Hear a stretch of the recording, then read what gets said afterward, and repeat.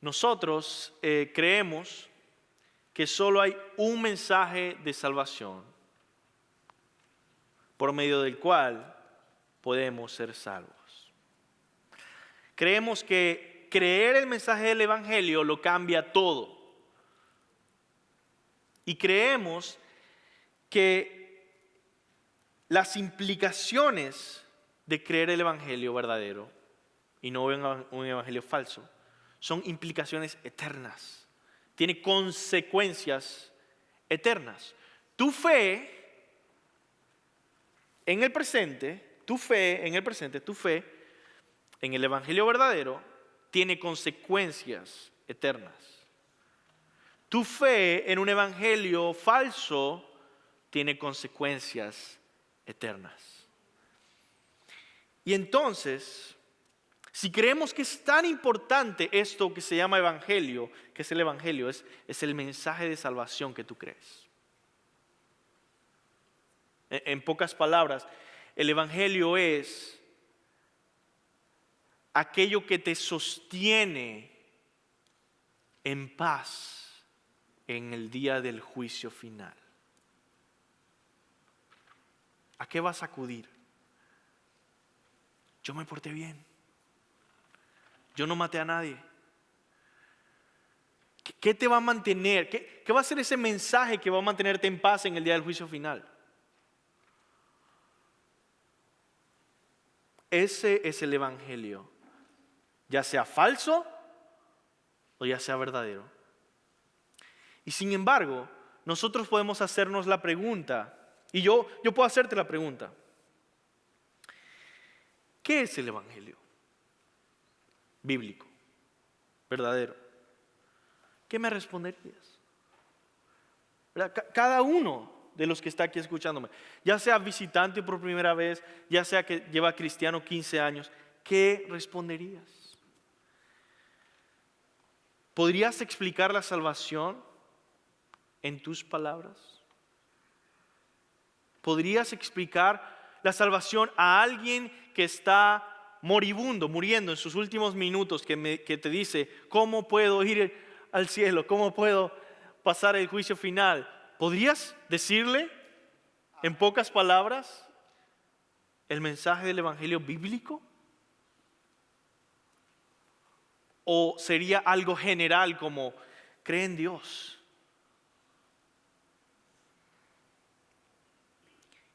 ¿Verdad? Esa semana estuve escuchando al pastor Tim Keller hablando sobre el evangelio y me ayudó a entender y meditar en varias cosas que deseo compartir hoy, ¿verdad? Ahora, en los versículos de hoy, Pablo expresa la esencia de la fe cristiana, el evangelio.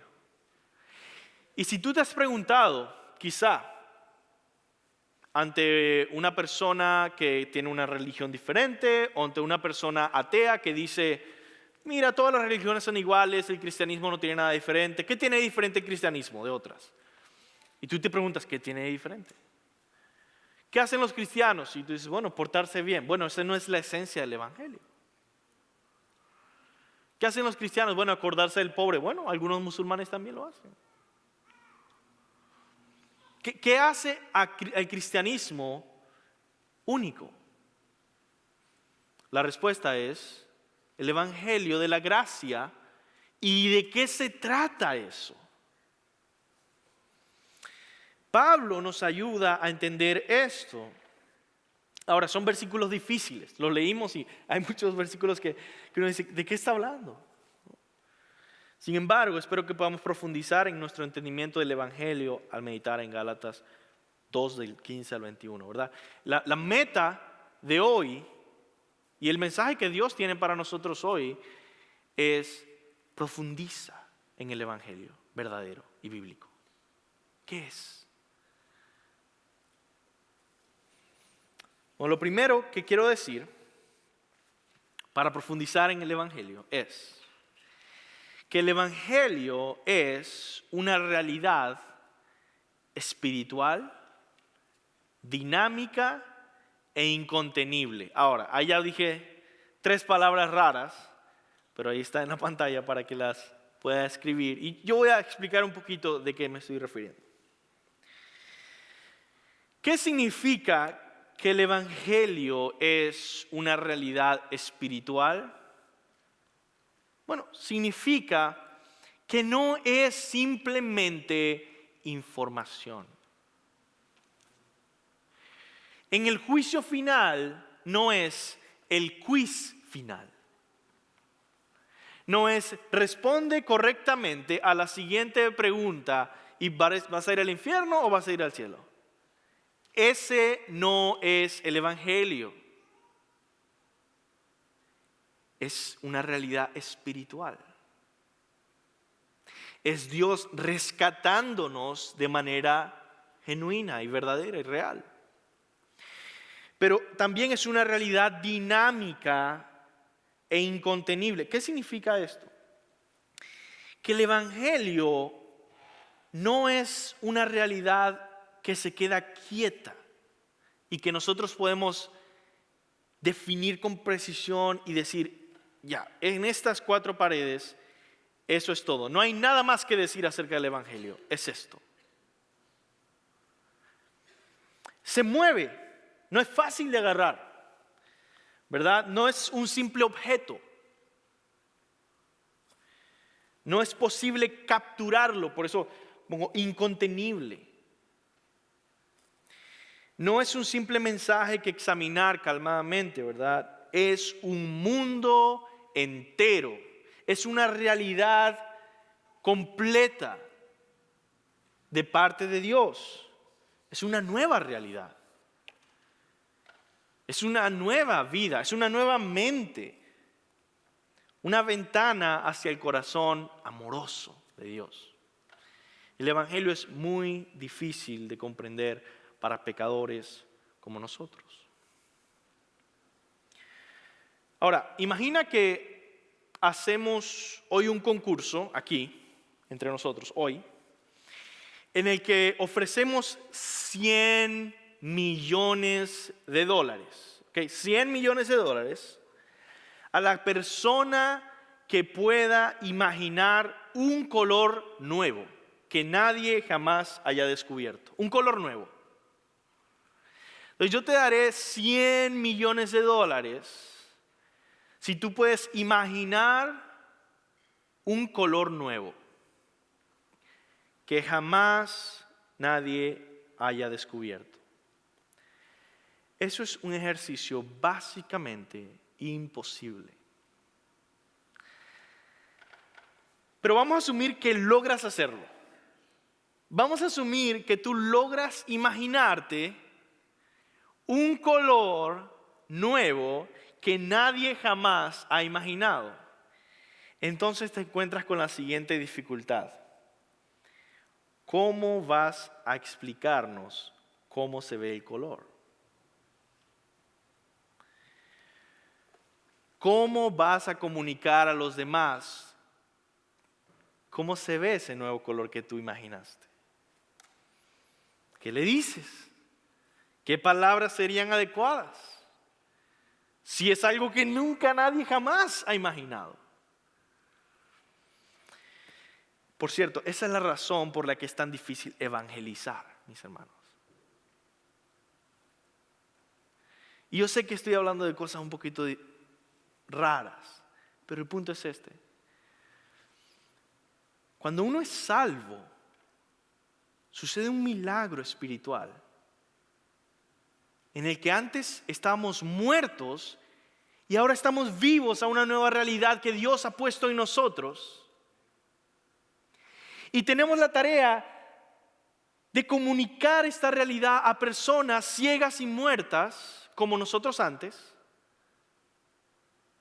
Y somos como esa persona tratando de describir un nuevo color que nadie se ha imaginado sin encontrar las palabras precisas.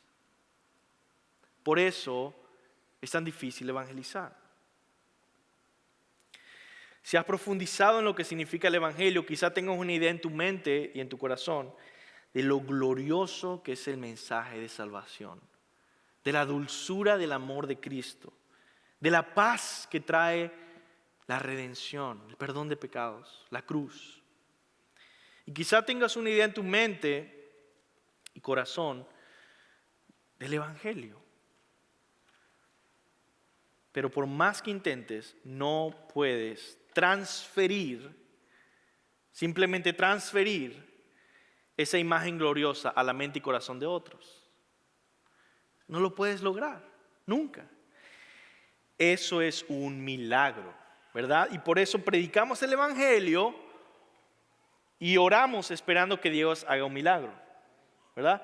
Predicamos el Evangelio y oramos esperando que Dios haga un milagro para que esa persona pueda ver por sí misma a Cristo glorioso, a la cruz como su esperanza y no como la escena de una película que vemos en Semana Santa, ¿verdad?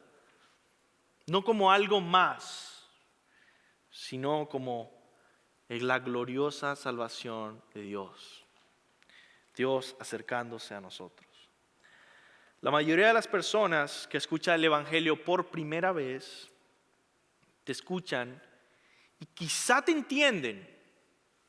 Y luego se te quedan mirando y pensando, ok, entiendo, es un bonito mensaje. Okay, Cristo murió por mí, pecador. Pero ¿qué tiene eso de relevante, de especial? Y es que no es mero intelectualismo, ¿verdad? Es una salvación espiritual.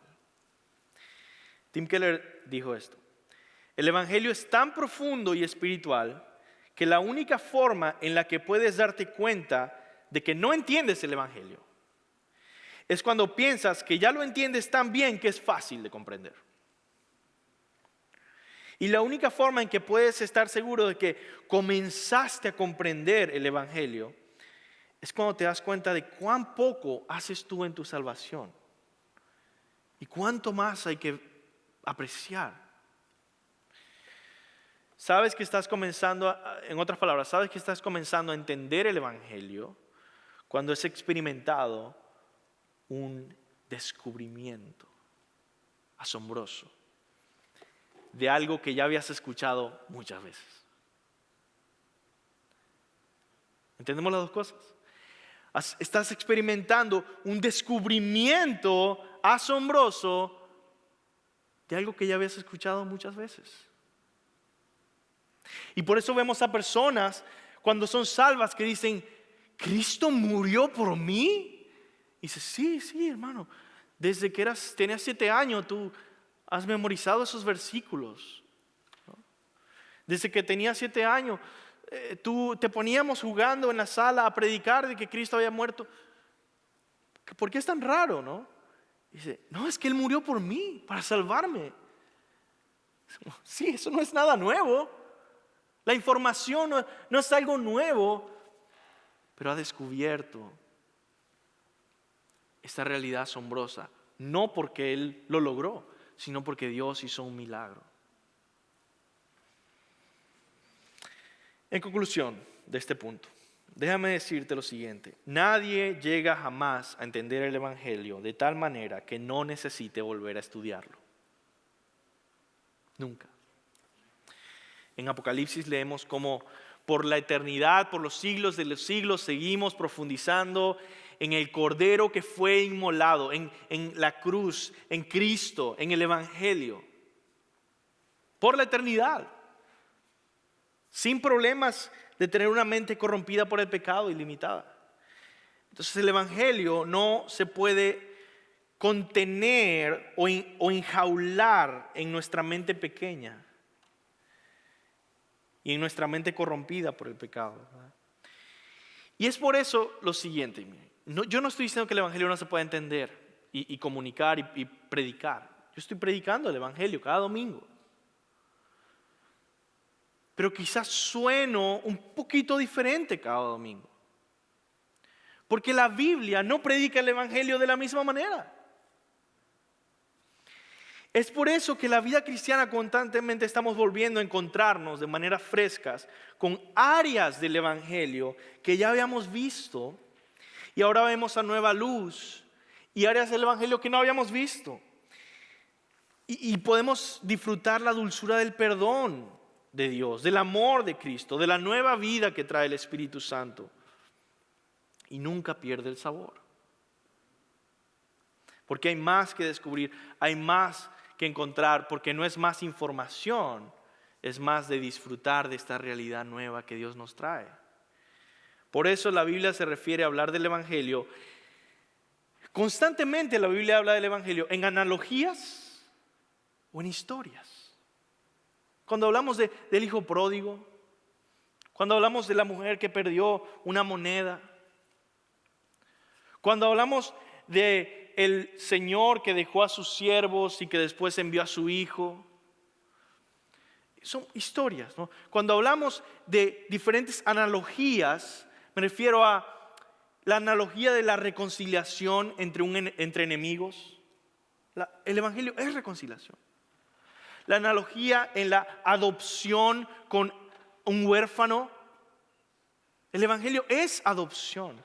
La analogía de la redención de un esclavo y Dios rescatándonos y dándonos libertad y nosotros somos esclavos. El Evangelio es redención.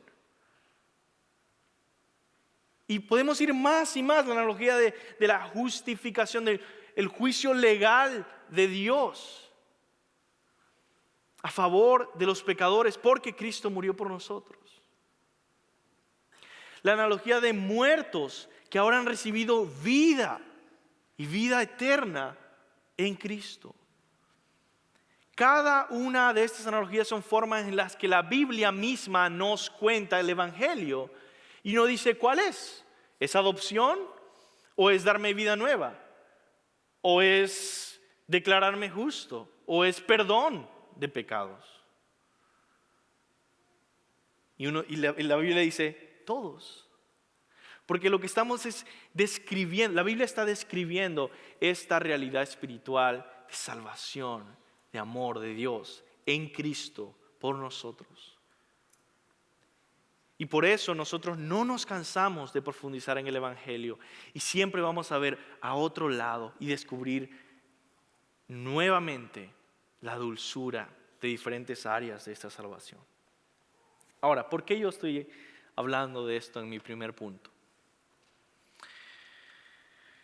Bueno, porque mi segundo punto es, hoy en día es fácil perder el Evangelio. Es fácil para nosotros. Fue fácil para Pedro, un apóstol del Señor, líder de la iglesia de Jerusalén. Pedro, que vio a Jesús morir, ser sentenciado a morir, y resucitar, y ascender a los cielos. Pedro, que predicó en el poder del Espíritu Santo y se convirtieron 3,000 en un solo día. Pedro, que murió fiel como testigo y mártir de la fe. Para Pedro fue fácil perder el Evangelio momentáneamente y comenzar a hacer esta distinción entre judíos y gentiles y empezar a ver a los judíos como que están más cerca de Dios, ¿no? Ahora, yo no creo que hubo un cambio doctrinal en Pedro, ojo. Yo creo que fue que se acomodó en su comportamiento porque tenía esa tendencia a tener miedo del hombre y avergonzarse. Ahora, hoy en día, nosotros, ¿cuánto más nosotros tenemos esta tentación? No solo porque el Evangelio no es simplemente intelectualismo y que se puede contener en una frase, sino también porque hoy en día nos presentan muchísimos falsos evangelios a nuestro alrededor.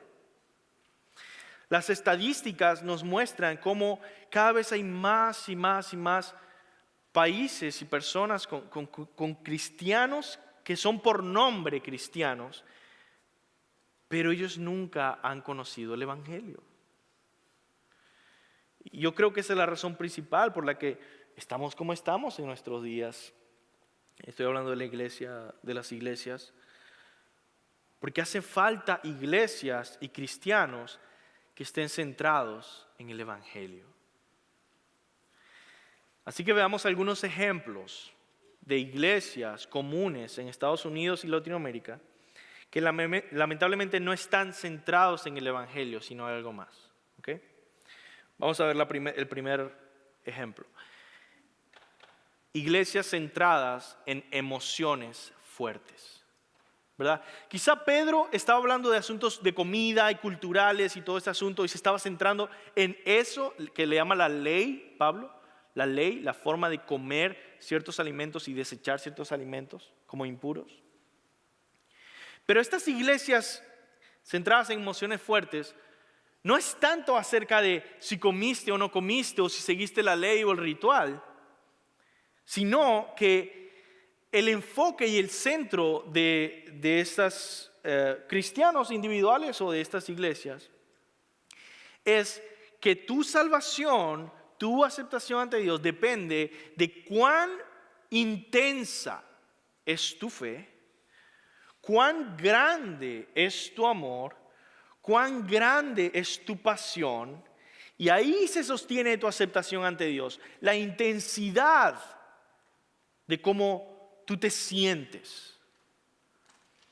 En esos momentos puedes sentir aceptación con Dios. Yo he estado en iglesias así en mi primer año de cristiano, hace 10, 11 años atrás. Y siempre lo que se siente es una presión alrededor de que yo necesito saltar más, ¿verdad? Yo necesito gritar más, yo necesito sentir más, porque si no, no soy suficiente. ¿Ok? Esa es una iglesia centrada en emociones fuertes, pero olvidando el Evangelio. Vamos a ver el segundo ejemplo. Iglesias centradas en comportamiento. Y eso es algo, por supuesto, también muy común. Sin embargo, hay 3 diferentes tipos de comportamiento, yo creo, en el que se puede centrar un cristiano o una iglesia. ¿Okay? Primero, un comportamiento enfocado en ser muy amable. Eso es lo que pasa con las iglesias más liberales, por ejemplo, teológicamente. La importancia de un cristiano es que sea amable con todos. Y por eso hay que tolerar el pecado, ¿verdad? Hay que tolerar cualquier tipo de cosas porque si no vas a incomodar a la persona y eso va en contra de sentirse bien con Dios. En otras palabras, la intolerancia a una persona o el incomodar a otra persona es lo que me separa, por así decirlo, de una buena relación con Dios y de sentirme en paz con Dios. Me siento en paz con Dios cuando no confronto o no incomodo a las personas aunque estén en pecado. No importa, el líder de adoración puede seguir liderando la adoración aunque está en adulterio y su matrimonio está sufriendo, pero es que, bueno, todos somos pecadores.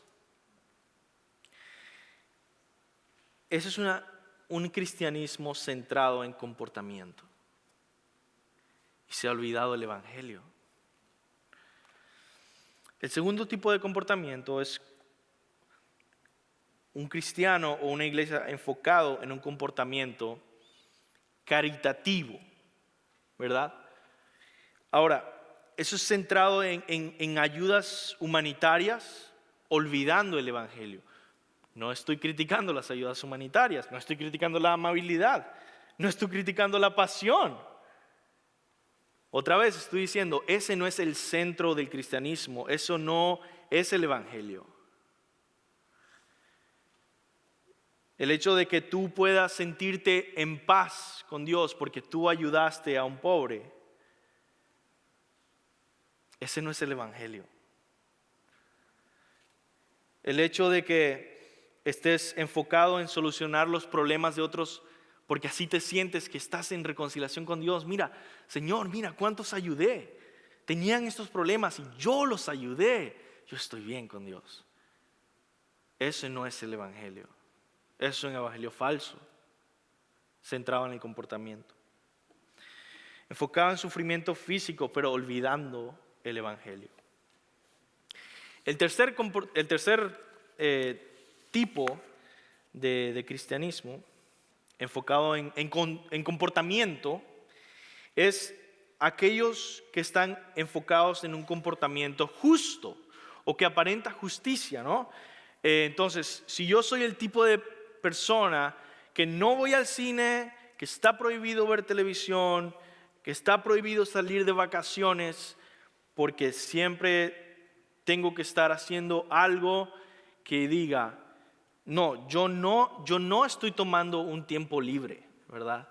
Yo no estoy yendo a comer helados, yo estoy leyendo la Biblia, ¿verdad? Yo no puedo ver en mi vida cristiana un espacio para, por ejemplo, ir de vacaciones a algún lugar. Y comienzo a enfocarme tanto en si estoy en el comportamiento correcto, usualmente aceptado por la iglesia en la que estoy, que se me olvidó el evangelio. Estoy vistiéndome adecuadamente, ¿verdad?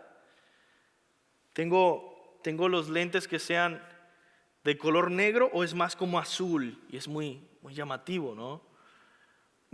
Es tan enfocado en lo que haces y que aparente justicia que se te olvidó el evangelio y las buenas noticias. Y tercer tipo de iglesia es centradas en costumbres, ¿ya? Entonces dijimos,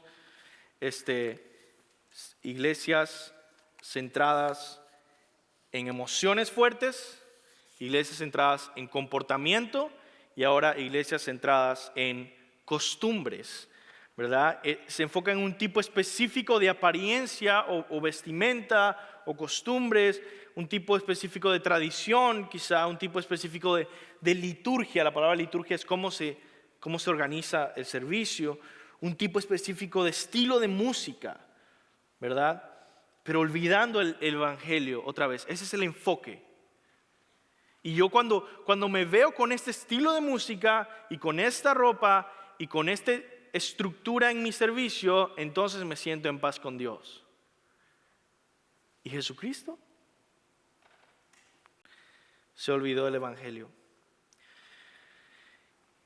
Y por último, iglesias centradas en el intelecto. Se olvidan del evangelio y se centran en estudios históricos, quizás se enorgullecen por poseer mucho conocimiento y no oran, no fomentan una relación con Dios, ni buscan obedecer la gran comisión. Esto sucede muchas veces en Europa. Tengo familia allá y me dicen, es terrible, ¿no? No están interesados en tener un tiempo de oración, no están interesados en cómo alcanzamos a nuestro vecindario, ¿no? Dice, solamente leer juntos y sentirse, yo estoy bien. Y eso es lo que importa. ¿Y Jesucristo? ¿Reina tu vida, no? ¿El evangelio reina tu vida? Entonces, ¿cuál es la solución? Bueno, el cristiano individual y la iglesia como un todo debe estar centrado en la persona de Jesús. Por eso yo amo nuestra visión que nos recuerda constantemente. Nosotros existimos para llevar a personas a conocer y seguir a Jesús. Para conocer a Jesús y seguir a Jesús, y es la persona de Jesús para lo que existimos y en lo que nos centramos. Y Él nos dice cómo vivir. Él primeramente nos da salvación, paz con Dios. Y cuando encuentro a Jesús, yo me siento bien con Dios. No porque me comporté bien, no porque seguí una tradición, no porque me vestí de una manera, sino porque tengo un Salvador que es suficiente. Y me abrazo a Él y me aferro a Él y Él es mi paz. Así que esa es la visión que tenemos que tener para no desviarnos del evangelio. Ahora, vamos a terminar yendo por el texto, nuestro texto bíblico. ahora que pudimos ver que el Evangelio no es simplemente contenible, es difícil de entender y que es fácil que nos desviemos, entendemos lo siguiente, que Pablo usa aquí palabras claves, palabras difíciles, pero son palabras claves que otra vez nos mantienen en el Evangelio. Él usa palabras como gracia, palabras como justificación, que vamos a ver hoy. Pero yo quiero decirte, es importante, extremadamente importante, que tú conozcas esas palabras, justificación, y que sepas qué significan, cómo definirlas, porque eso te va a mantener centrado en el verdadero Evangelio. Así que vamos a tener este último punto, y es: entendamos el Evangelio con la analogía de un árbol.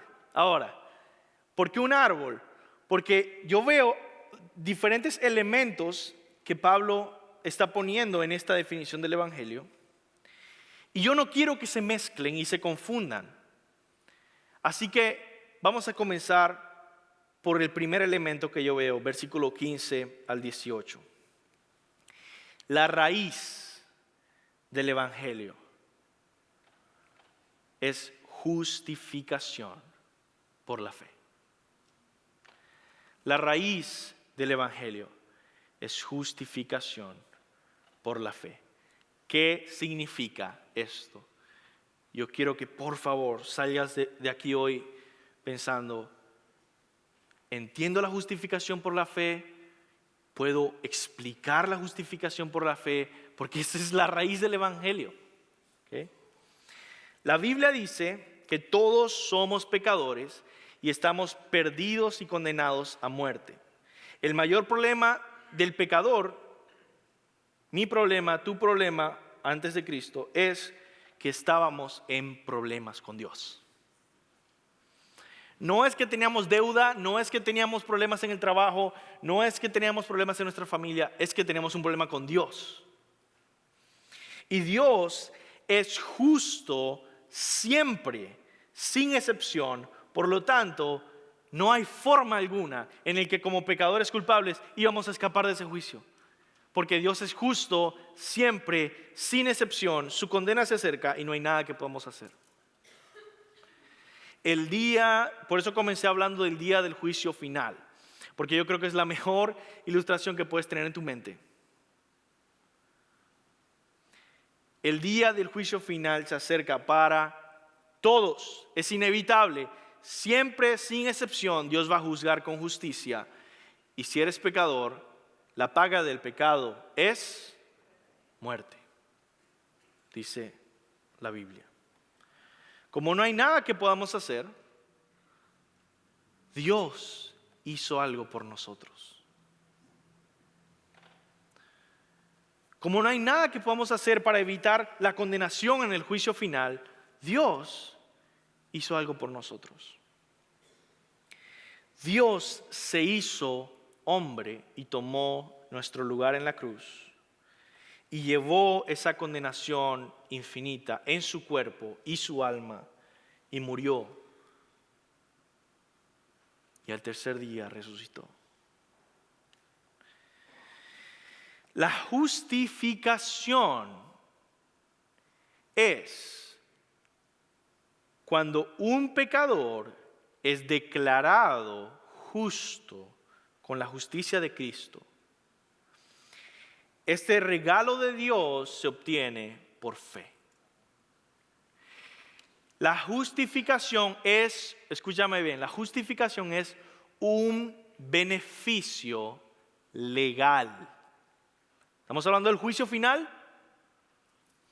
La justificación es un beneficio legal que satisface la justicia del juez, que es nuestro Dios.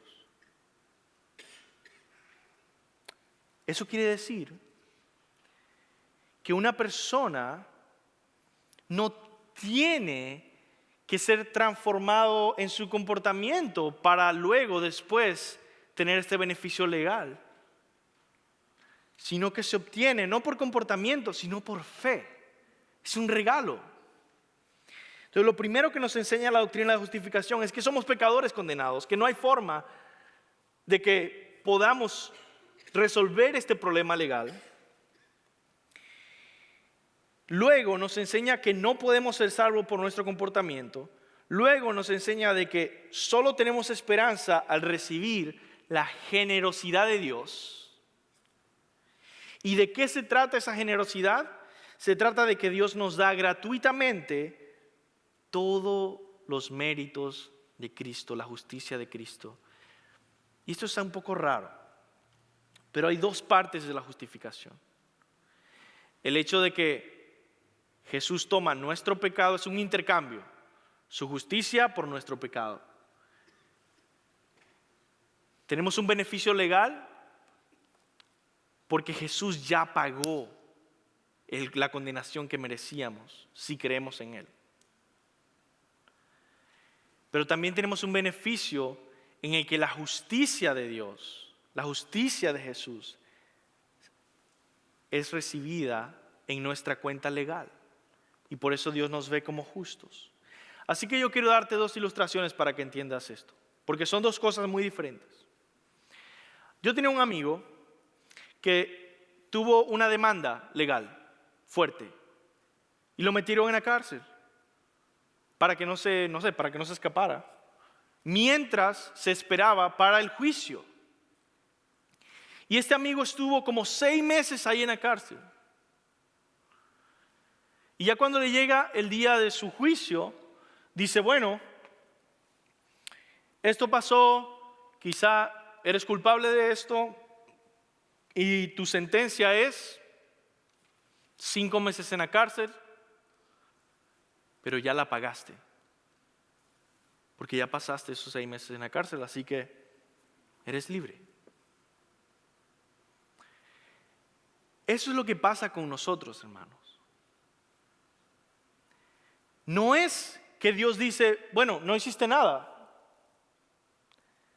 Es que tú eres pecador, mereces la condenación y esa condenación ya fue recibida. Yo he sido condenado por mis pecados, pero no en mí, sino en Cristo. Por eso,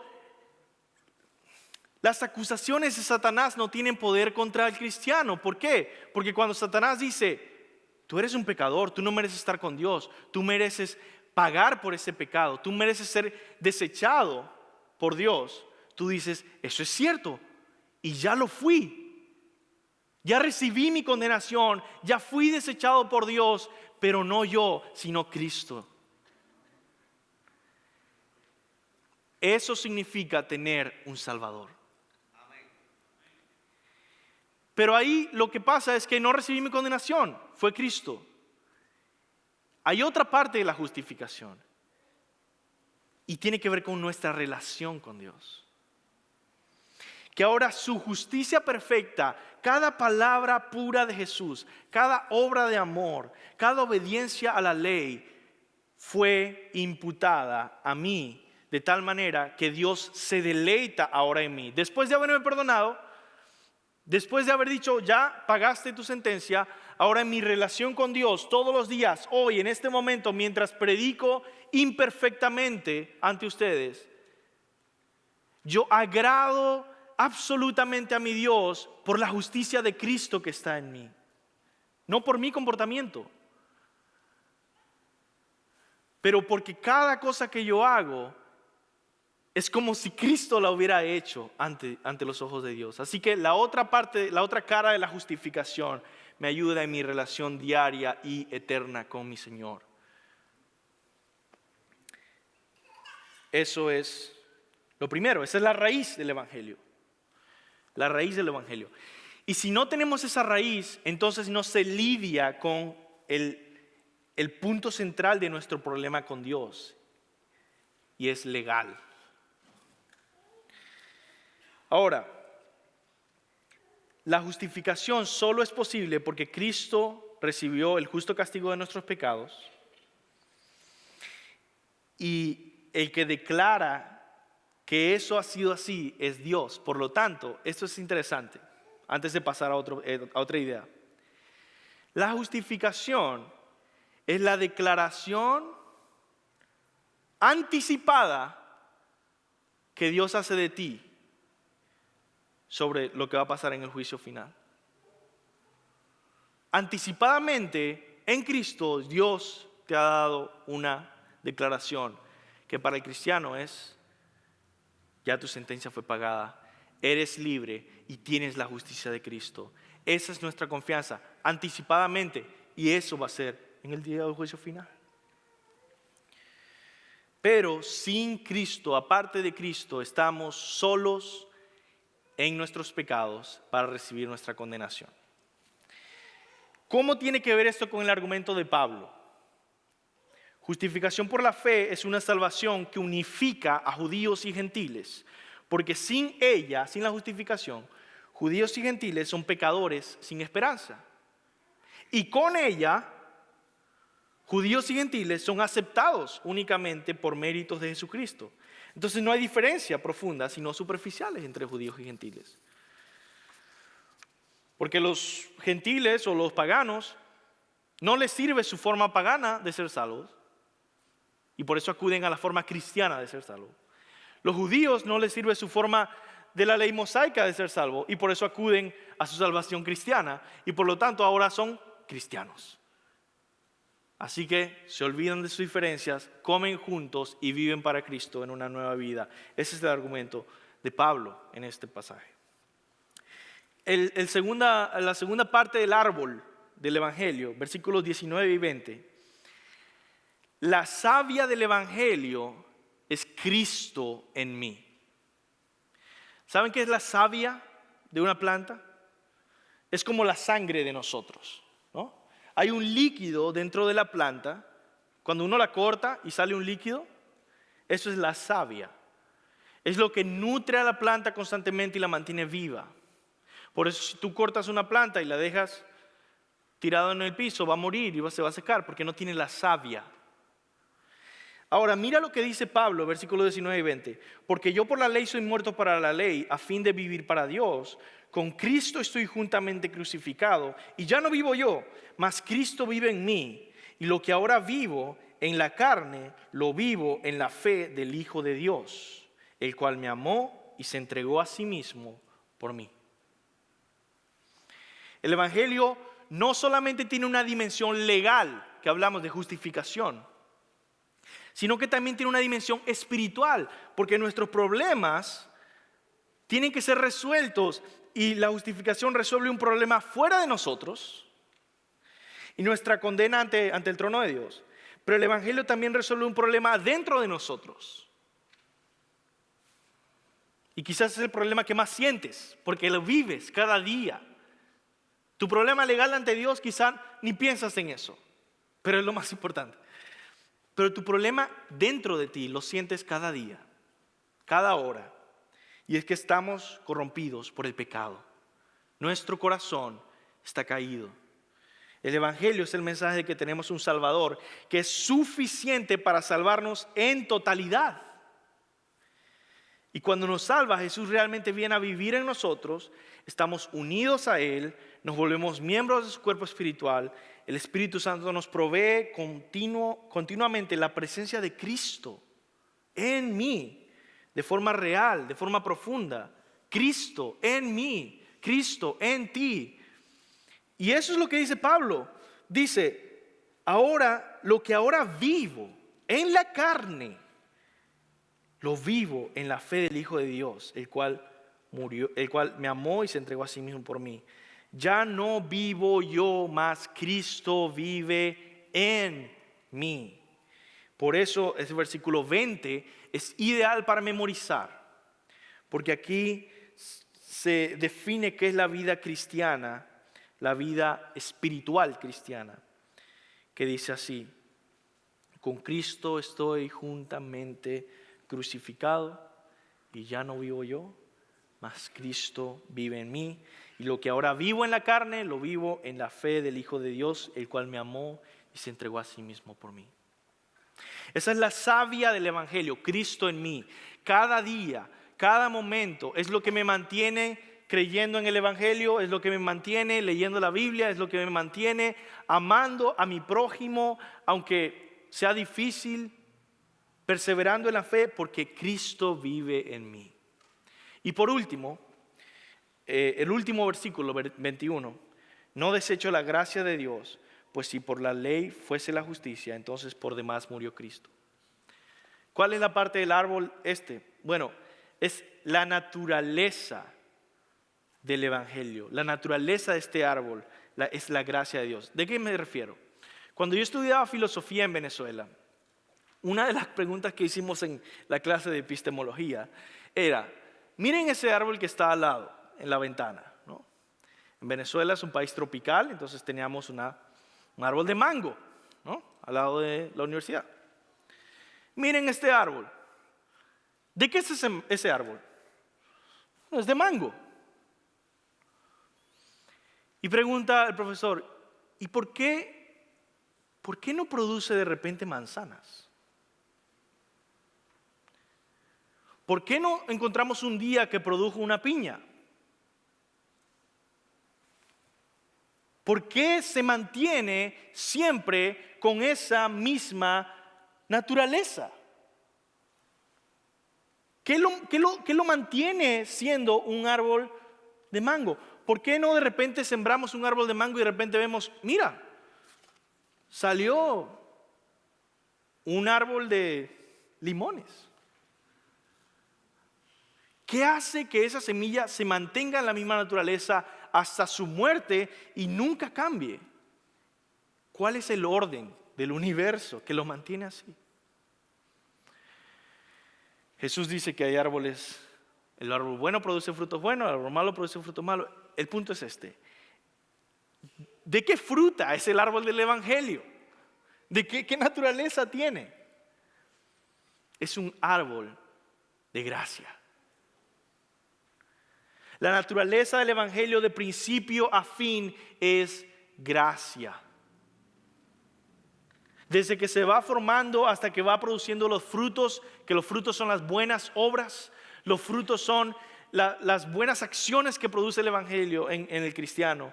El ayudar al prójimo, el servir al pobre, el evangelizar, el leer la Biblia, el orar, el cantar al Señor. Todos esos frutos que produce vienen de un árbol de gracia. Entonces terminamos diciendo que el Evangelio, porque es un árbol de gracia, porque su naturaleza es gracia de principio a fin, destruye el ego humano. Me ofende, el Evangelio me ofende, me destruye y después me levanta otra vez para dejar de creer que soy un Dios y comenzar a verme como, Pablo decía, un esclavo de Cristo Jesús, comprado por la sangre del Cordero, viviendo para la gloria de Dios, no la mía.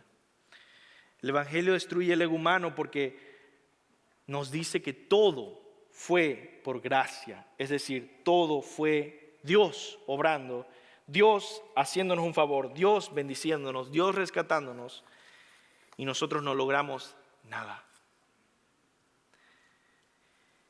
Todo lo que hicimos fue fallar, pecar. Dios nos levanta, nos limpia, obtiene la victoria para nosotros, nos ofrece los beneficios de su victoria. Todo es por gracia. La gracia es esa disposición de Dios de hacernos bien porque a eso le place. La gracia es también cuando Dios provee y obtiene para nosotros aquellos que nosotros no podemos jamás obtener por nosotros mismos. La gracia es el favor inmerecido de Dios a nuestras vidas. Pablo dice, no desecho la gracia de Dios. Aquellos que desechan la gracia de Dios se aferran a su ego. Les incomoda ser ofendido por el evangelio de la gracia que dice que nosotros no hicimos nada. Lo desechan y se aferran a su ego. Algo habré de hacer. Aquellos que desechan la gracia de Dios para intentar subir la montaña por el camino de la ley o del comportamiento, las buenas obras, están destinados a perderse por la eternidad. Sabiéndolo, habiendo predicado constantemente esto, no deseches la gracia de Dios. Busca la justificación que no es por tus obras, no es por obediencia a la ley, sino por la fe en Cristo. Esa es la única esperanza que tenemos. Es ahí cuando comenzamos a disfrutar la dulzura del Evangelio, de este mundo nuevo, de esta realidad espiritual que Dios trae a nuestras vidas por fe en Cristo.